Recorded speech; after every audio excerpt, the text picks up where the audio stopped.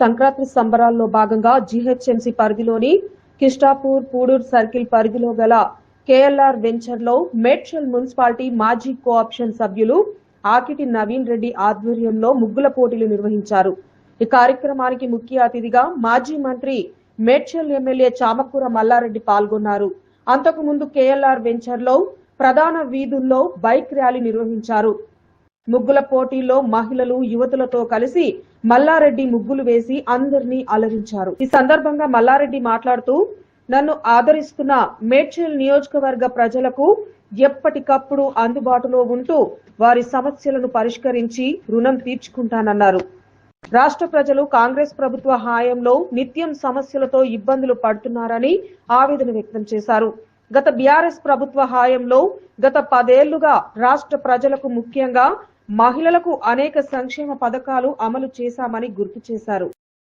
Municipality ఎన్నికల్లో BRS జెండా ఎగురవేయడం ఖాయమని, ఈ మున్సిపాలిటీ ఎన్నికల్లో ఎవరి దమ్ము ఎంతుందో చూసుకుందామని సవాల్ విసిరారు. ఈరోజు మన మేడ్చల్ మున్సిపాలిటీలో పెద్ద ఎత్తున మా మహిళలకు, మా ఆడబిడ్డలకు మన నవీన్ రెడ్డి వాళ్ళ మదర్ కలిసి ఇద్దరు కూడా పెద్ద ఎత్తున మహిళలకు అందరు కూడా సంక్రాంతి పండుగ ముందు ముగ్గుల పోటీ పెట్టినందుకు వాళ్లకు ధన్యవాదాలు, శుభాకాంక్షలు. అదే మాదిరిగా మేడ్చల్ అంటేనే మా మహిళా సోదరులు, మా బిడ్డలు, ఆడబిడ్డలు వాళ్ళందరూ కూడా పెద్ద ఎత్తున ఇలా ముగ్గుల పోటీ పెట్టి వాళ్ళకు మంచిగా ప్రైజ్ మనీ పెట్టి ప్రతి ఒక్కరు కూడా పాల్గొన్నందుకు కూడా ఒక కన్సల్టెంట్ ప్రైజ్ కూడా ఇచ్చేసి వాళ్ళందరినీ కూడా ఎంకరేజ్ చేస్తున్నాం. దాని తర్వాత 26 జనవరి సంది నాది 50 ఇయర్స్ మ్యారేజ్ డే మార్చిలో, కాబట్టి దానికి కూడా పెద్ద ఎత్తున మొత్తం మేడ్చల్ నియోజకవర్గం అంతా కూడా క్రికెట్ మ్యాచ్, ప్రతి యువకుడు క్రికెట్ ఆడాలి, ప్రతి ఒక్కరికి కూడా కన్సల్టెంట్ ప్రైజ్ ఉంటుంది. మళ్ళీ first prize, second prize, third prize కూడా పెద్ద ఎత్తున ఉంటుంది. గోల్డెన్ జూబ్లీ మ్యారేజ్ డే కదా నాది, దానికంతా కూడా స్పాన్సర్ నేనే. కాబట్టి మా ప్రజలు నన్ను 3 సార్లు గెలిపించారు, ఎంపీగా గెలిపించారు, మినిస్టర్గా గెలిపించారు, మళ్ళీ ఇప్పుడు ఎమ్మెల్యేను.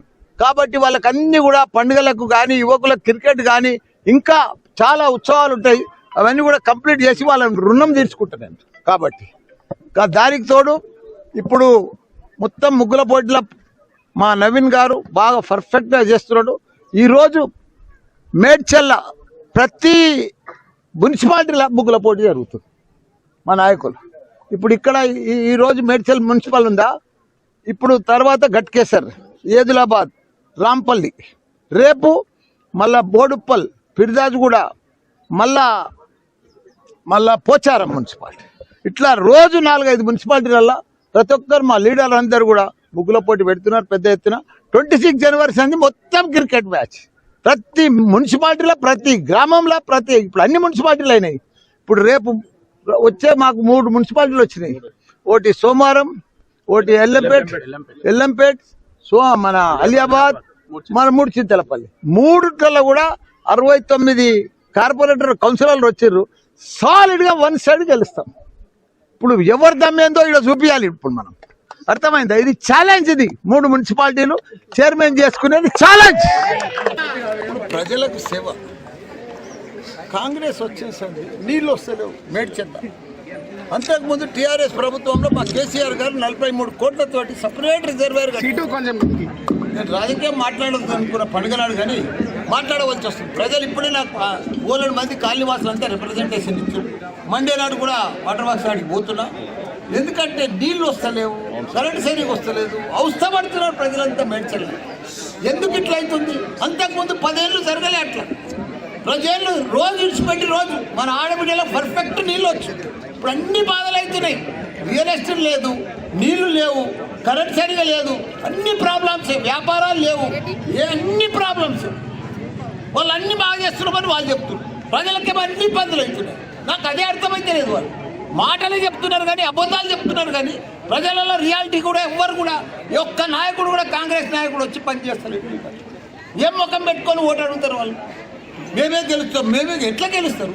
మేము చూడు ఇప్పుడు 3 హాస్పిటల్ మాయి అన్ని ఫ్రీగా, ఒక అరుంధతి హాస్పిటల్, ఒక సిఎంఆర్ హాస్పిటల్, ఒక మల్లారెడ్డి హాస్పిటల్. ఏ పేదవానికి ఎవరికి వచ్చినా రూపాయి లేకుండా ట్రీట్మెంట్ చేస్తున్నారు. అన్ని రకాల ట్రీట్మెంట్ మేము చూస్తున్నారు కదా. ఇప్పుడు 10 ఏళ్ళ సార్ మేము ట్రీట్మెంట్ కూడా అన్నీ ఉచితంగానే చేస్తున్నాం. రోజున హాస్పిటల్లో ఒక 1000 మందికి ఉచితంగా భోజనాలు, టిఫిన్లు, మందులు, ట్రీట్మెంట్లు, టెస్టులు అన్నీ ఫ్రీ. ఎవరైనా డెలివరీ అయితే ప్రతి ఒక్కరికి కూడా 5,000 రూపాయలు గిఫ్ట్ ఇస్తున్న సీఎంఆర్ గిఫ్ట్ 5,000 చెక్ ఇస్తున్న ఒక్కొక్కరు. రోజు 10 డెలివరీలు అయితే మల్లారెడ్డి హాస్పిటల్లో 1200 కేసీఆర్ మా కిట్ ఇచ్చినట్టుగా 1200 నేను కిట్ ఇస్తున్న టవాలు, సోపు ఇవన్నీ కూడా మల్లారెడ్డి హాస్పిటల్ సూరారం. ఇంత సేవ చేస్తున్న ప్రజలకు మాకు ఓటేసారు, గెలిపించారు. వాళ్ళని కూడా సేవ చేసే భాగ్యం మనకు కలిగేది. ఇప్పుడు ఇవాళ చూడు, దేశంలో 3 యూనివర్సిటీలు పెట్టి పిల్లలకు ప్రపంచం తగ్గట్టుగా స్థాయిలో నేను విద్యను అందిస్తున్నాను. మరి ఇదంతా ప్రజలు గుర్తుపడతలేరా? చేస్తలేమా ప్రజలకు?